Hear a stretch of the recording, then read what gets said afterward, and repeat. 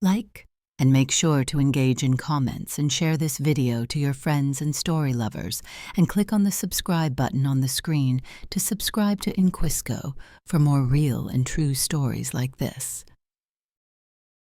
I never thought I'd be the kind of person to cheat. I never thought I'd find myself in a situation where my heart and my head were at war, where my body moved on its own before I could stop it. But that's exactly what happened. And if I had known then what I know now, I would have run in the opposite direction. It started on an ordinary night. My boyfriend Evan was out of town for work, like he always was. He had one of those jobs that sounded impressive but meant nothing to me. Corporate security or something like that. He never talked much about what he actually did, and honestly, I never pressed him for details. He paid for things, treated me well enough, and for the most part, I was content. But there was always something distant about him, like he was holding back, like I only knew the surface of him and nothing deeper. That night, I was at a bar with some friends, letting loose after a long week. I wasn't looking for trouble. I wasn't looking for anything at all. But then I saw him. He was sitting alone at the end of the bar, sipping a drink like he wasn't really there to drink at all, just watching. Not in a creepy way, but in a way that made it impossible to ignore him. He had this quiet intensity, this presence that made the rest of the room fade away. Dark hair, sharp jawline, eyes that seemed to hold secrets. I caught myself looking one too many times, and eventually he looked back. It was a pull I couldn't explain. He didn't hit on me. He didn't try to charm me with cheap lines or exaggerated interest. He just listened.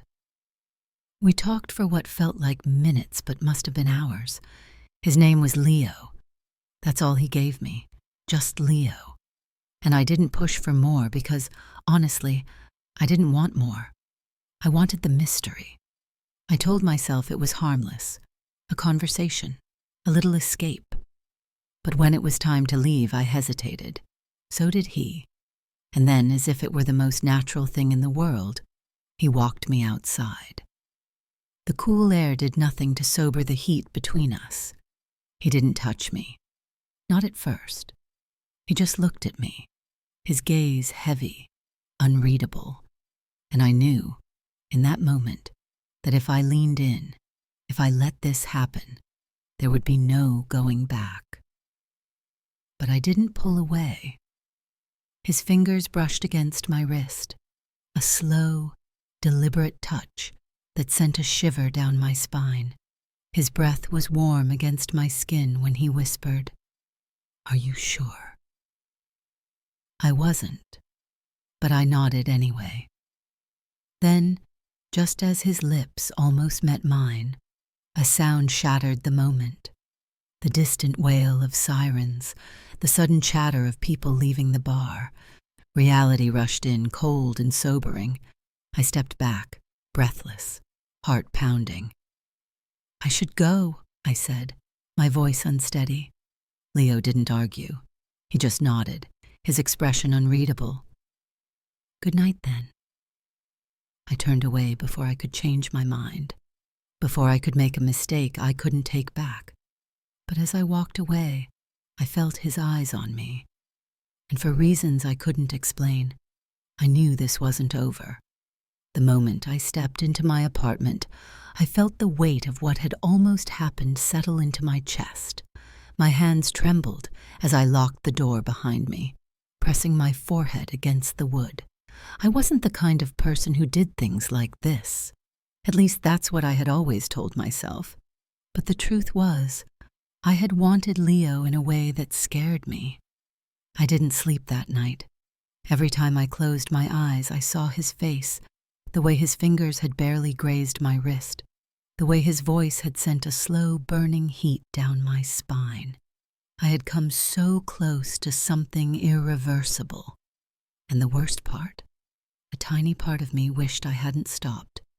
The next morning, I went through the motions of my life as if nothing had happened, but my mind was a battlefield of guilt and something else, something I refused to name. I tried to shake it off, convince myself it was just the thrill of almost doing something reckless, but it wasn't that simple. Because deep down, I knew something about Leo felt familiar.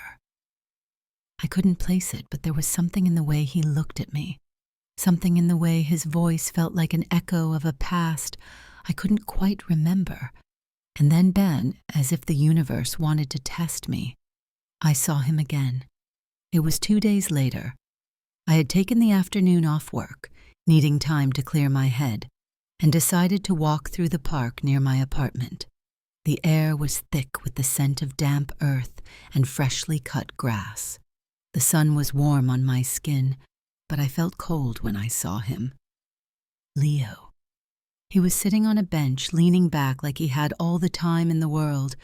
He wasn't looking at me, not at first, but the second I noticed him, he turned his head, and he smiled. A slow, knowing smile. I should have walked away, should have ignored him, kept moving, pretended he didn't exist. But my feet betrayed me. Before I even knew what I was doing, I was sitting beside him, too close, my body already remembering the heat from the other night.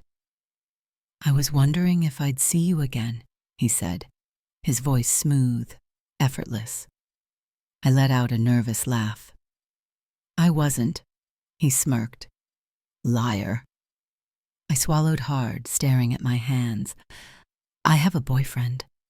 "I know." My head snapped up. "You do?" His expression didn't change. "I saw you with him, the first time." I blinked. "The first time?" Leo tilted his head slightly, watching me, his gaze slow and deliberate. "At the cafe on 5th, a few weeks ago." My blood ran cold. He had been there, watching, not in an obvious stalking way, but in a way that made me question how I had missed him. And suddenly, I wasn't sure if I had missed him at all. Maybe I had noticed him without realizing it. Maybe he had already been pulling me in before I ever met him. I should have felt unnerved. But instead, I felt something worse. Excitement. Because somewhere deep inside me, I knew he hadn't just appeared in my life by accident. And yet, I didn't ask him why. I didn't demand to know how long he had been watching me or what he wanted. Instead, I let myself lean into the familiarity of him, that strange, lingering sense that I knew him from somewhere, even though I didn't. "Who are you, really?" I asked, my voice barely above a whisper. He chuckled low and deep. "Just someone who finds you interesting."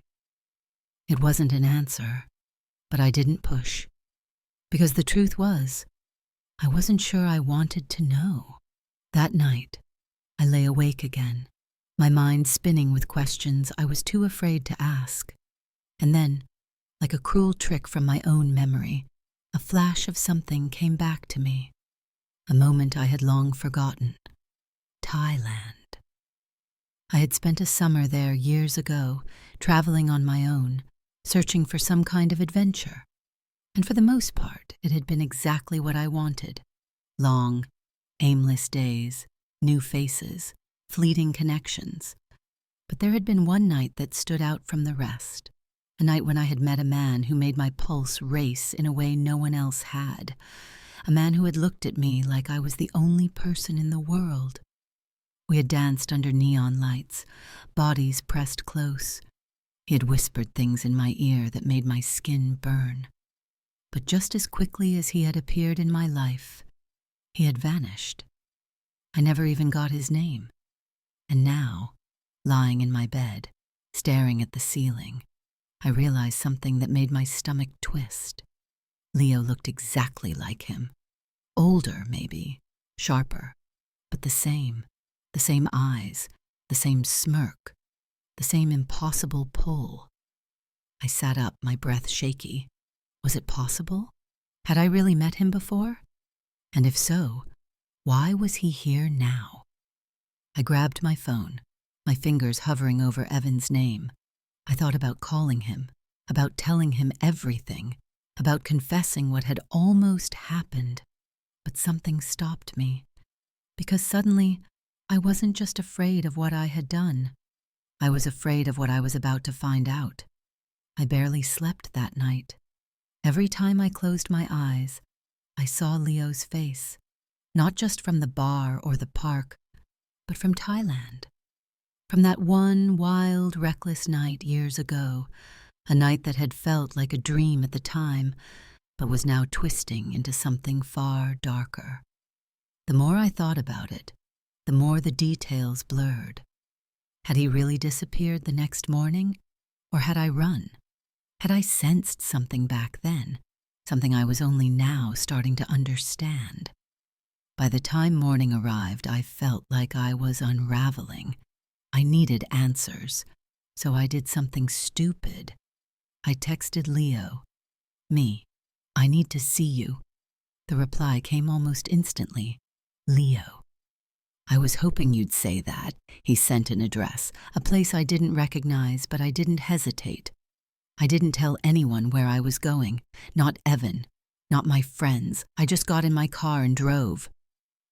The location Leo sent me wasn't a restaurant, wasn't a bar, wasn't anything remotely public. It was an apartment building on the edge of the city, one of those looming gray high-rises that seemed to absorb the light rather than reflect it. The second I stepped inside, I knew I had made a mistake. The hallway was dim, the air thick with the scent of something stale, something almost metallic. The elevator groaned as I stepped inside, the flickering light overhead casting shifting shadows across my face. I told myself I was being paranoid, that I was just nervous. But deep down, I knew it was more than that. I knew I shouldn't be here. When I reached the door Leo had given me, my heart was pounding so hard I could barely breathe. But still, I knocked. The door swung open almost immediately, like he had been standing right behind it. He was dressed differently this time. No more casual charm, no more effortless confidence. He wore a simple black shirt, sleeves rolled up, revealing forearms lined with faint scars, lines that looked too deliberate to be accidents.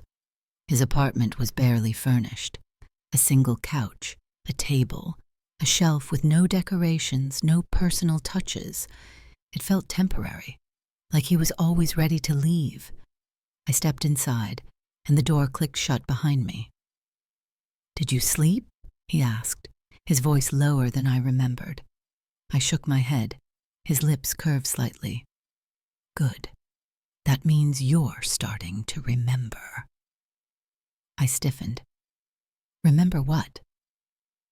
Leo tilted his head, watching me the way a wolf might watch something small and fragile.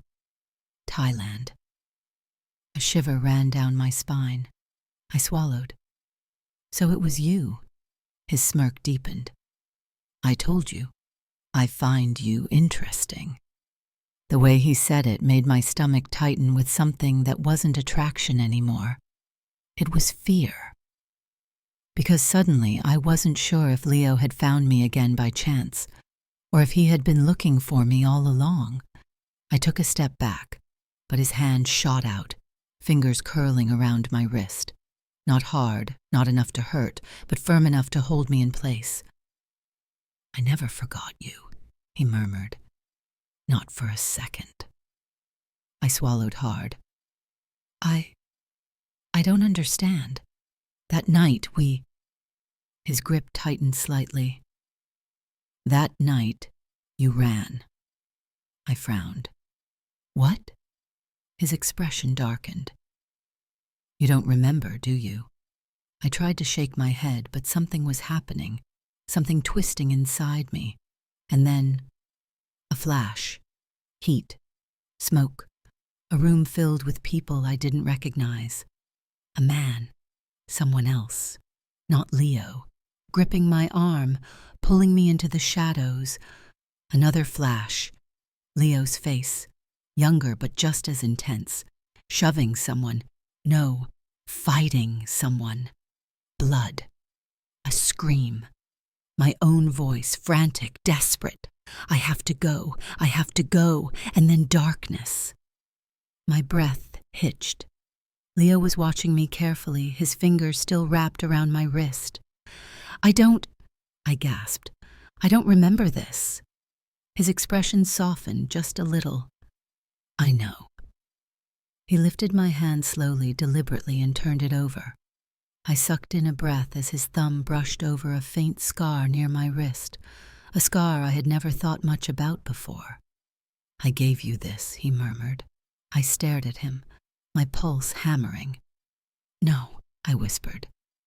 I got this from the glass, he finished for me. When you ran, when you broke the window trying to escape. I felt dizzy. My knees buckled, and Leo caught me before I could collapse.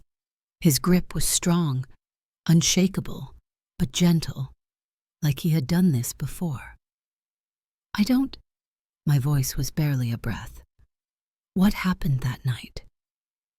He hesitated, and for the first time, I saw something in his eyes that unsettled me more than anything else had. Regret. I saved you, he said softly. My heart pounded. From what? Leo exhaled. From him. Before I could ask who, my phone buzzed in my pocket. The sudden noise jolted me, shattering whatever trance I had fallen into.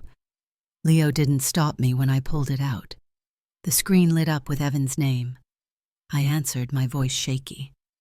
Evan? There was a pause on the other end, and then a voice I didn't recognize, deep, cold, unfamiliar. Hello, sweetheart. I froze. The line went dead.